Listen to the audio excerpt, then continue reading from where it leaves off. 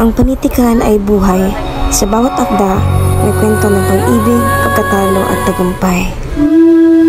Tignan mo yung kwento. Tungkol ito sa isang batang nilakbay sa ibang mundo. Wow! Gusto ko rin malaman kung paano siya nakarating doon. Sa mga nagiging sila. Sa mga pananalitan, nagbibigay inspirasyon. Sa bawat pahina, natuto tayong makilala ang ating kultura, kasaysayan at ang ating mga sarili. Noong bata ako, ganito rin ang nararamdaman ko. Ang mga kwentong ito ay humugod sa akin. Anong paboritong kwento mo? Yung mga tungkol sa mga taong lumalaban para sa kalayaan. Ang mga kwentong ito ang humugod sa akin. Ang panitikan ay hindi lang para sa mga mag-aaral. Ito'y para sa lahat, bata o matanda, isang paraan upang maglakbay gamit ang mga salita.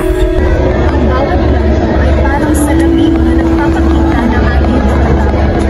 Ngunit ako, sa bawat karakter, may bahagi tayong matutunan.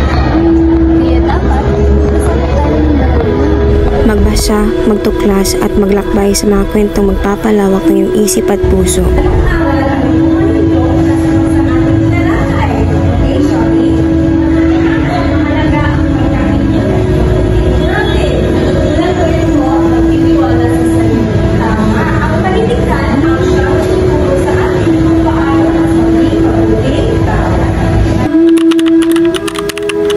Tara, simulan na natin ang paglalakbay sa mundo ng panitikan.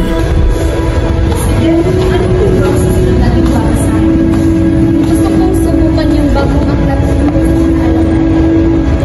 Sa bawat kwento, may bagong karanasan tayong madadala.